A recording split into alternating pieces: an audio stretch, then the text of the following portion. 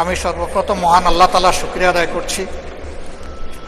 আপনাকে ধন্যবাদ জ্ঞাপন করার পাশাপাশি সারা দেশবাসী এবং বিশেষ করে আমার নির্বাচনী এলাকার সম্মানিত জনগণকে ধন্যবাদ এবং কৃতজ্ঞতা জ্ঞাপন করছি।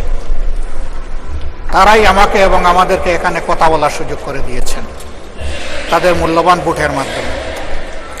আমি গভীর শ্রদ্ধার সাথে স্মরণ করছি 47, 52, 71, 90 শাপলা চত্বরে সম্মানিত শহীদবৃন্দকে এবং ফ্যাসিস্ট আমলে 15.5 বছর যারা নির্যাতিত হয়ে দুনিয়া থেকে বিদায় নিয়েছেন, লড়াই করেছেন, আহত হয়েছেন, পঙ্গু হয়েছেন, আয়নাগরের বন্দী হয়েছেন, বিভিন্নভাবে যারা নিগৃহীত হয়েছেন, বিশেষভাবে আমি গভীর শ্রদ্ধার সাথে স্মরণ করছি 24 জুলাই যারা বুক চিতিয়ে লড়াই করে আমাদেরকে আজকের এই সংসদ গঠন করার সুযোগ তৈরি করে দিয়েছেন।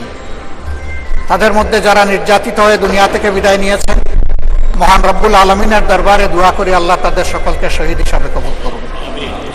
যারা আহত পঙ্গু হয়েছেন আল্লাহ তাদেরকে সুস্থতার নিয়ামত দান করুন। আমরা সকলের প্রতি গভীর শ্রদ্ধাশীল, কৃতজ্ঞ, ঋণী। আজকের এই সংসদ গতানুগতিক কোনো সংসদ নয়, এটা 24 রক্তের উপর দাঁড়িয়ে থাকা একটি সংসদ।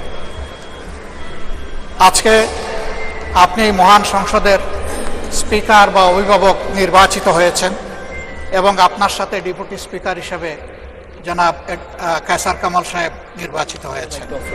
আমরা দুইজনকেই অভিনন্দন জানাই। মাননীয় স্পিকার, বাংলাদেশের স্বাধীনতার পরপর 55টি বৎসর আমরা অতিক্রম করে এসেছি। এই দেশের সংসদ এবং সংসদীয় রাজনীতি সত্যিকার অর্থে খুব কম সময়ে কার্যকর ছিল। অল্প যেটুকু সময় ছিল জনগণ তার সুবিধা পেয়েছে।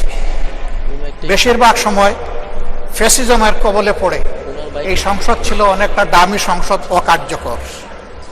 এবং আপনি যে বিরল সম্মানে আজকে ভূষিত হয়েছেন, এই জায়গায় অভিভাবকত্বের দায়িত্ব যারা পালন করেছেন অতীতে, তারা নিজের উপর, সংসদের উপর, দেশবাসীর উপর, গণতন্ত্রের উপর, মানুষের অধিকারের উপর তারা সুবিচার অনেকেই করতে পারেননি। আমরা আশা করি আপনার এই অভিভাবকত্বের জায়গা থেকে, আপনি যদিও একটা দল থেকে নির্বাচিত হয়ে সংসদে এসেছেন, কিন্তু ইতিমধ্যেই আপনি ঘোষণা দিয়েছেন যে আপনি জাতীয়তাবাদী দলের স্থায়ী কমিটির সদস্য পদ থেকে পদত্যাগ করেছেন। এখন আপনি সকলের। আমরা মনে করি আপনার কাছে সরকারি দল এবং বিরোধী দল আলাদা কিছু হবে না। আপনার কাছে আমরা সুবিচার পাব, জাতির কল্যাণে যে কথাগুলো বলতে চাইব সেই কথাগুলো বলার সুযোগ আপনার কাছ থেকে পাব। আপনার নেতৃত্বে এটি একটি গতিশীল সংসদ হবে, এটা আমরা আশা করতে চাই। আমরা আশা করতে চাই অতীতে যে মন্দ নজির সৃষ্টি হয়েছে বিভিন্ন সময়, এটি নতুন করে আর হবে না। আজকের এই সংসদে অনেক তরুণ সদস্য এখানে আজকে এসেছেন। আমিও বয়সে একটু বেশি হলেও আমিও তরুণ। আমার জীবনে এটা প্রথমে এই সংসদে ঢুকল, সুতরাং আমিও তরুণদের একজন।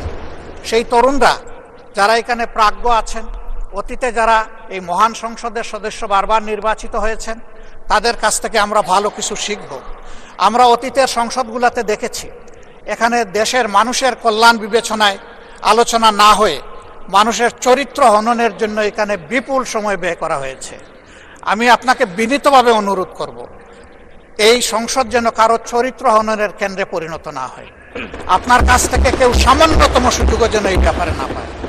আমরা চাই এই সংসদ শুধুমাত্র জনকল্যাণে প্রতিষ্ঠিত হবে এবং পরিচালিত হবে। আমি আস্থাশীল, গভীর আস্থাশীল, আপনি একজন লড়াকু মুক্তিযোদ্ধা, আপনি পারবেন ইনশাআল্লাহ এই সংসদকে সফলভাবে নেতৃত্ব দিতে। আমরা আপনার সঙ্গত প্রত্যেকটি বিষয়ে কথা দিচ্ছি, আমরা আপনাকে সমর্থন দিব, সহযোগিতা দিব, আপনার জন্য দোয়া করব। আমরা আপনার কাছ থেকে শুধু ইনসাফ আশা করব। আপনি যদি এই সংসদের উপর ইনসাফ করেন তাহলে 18 কোটি মানুষের উপর ইনসাফ করা হবে। কারণ রাষ্ট্রের গুরুত্বপূর্ণ 3টি অঙ্গের একটি হচ্ছে সবচেয়ে গুরুত্বপূর্ণ অঙ্গ। এই অঙ্গটা যখন সুস্থ সবলভাবে পরিচালিত হবে, বাকি 2টা অঙ্গ সরাসরি সেইভাবেই কাজ করবে। মাননীয় স্পিকার, আবারও বলি, জুলাইয়ের রক্তের উপর দাঁড়িয়ে এই সংসদ, জুলাইয়ের একটা প্রত্যাশা ছিল, একটা মাত্র স্লোগান ছিল, উই ওয়ান্ট জাস্টিস। আমি আবার এটা এখন উচ্চারণ করলাম, উই ওয়ান্ট জাস্টিস। আপনার মাধ্যমে সমাজের সকল অসঙ্গতি, অন্যায়, অপরাধ, দুর্বৃত্তপনা, এটা রাজনৈতিক হোক, অর্থনৈতিক হোক, সাংস্কৃতিক হোক, এই সবগুলার অবসান ঘটবে এই সংসদকে কেন্দ্র করে। এই প্রত্যাশা ব্যক্ত করে আমি আপনার সুস্বাস্থ্য, দীর্ঘ হায়াত কামনা করছি এবং সফল নেতৃত্ব আমি কামনা করছি, যে আপনি অভিভাবক হিসাবে ইনশাআল্লাহ সফলভাবে নেতৃত্ব দিবেন। আল্লাহ হাফিজ। আসসালামু আলাইকুম রহমতুল্লাহ।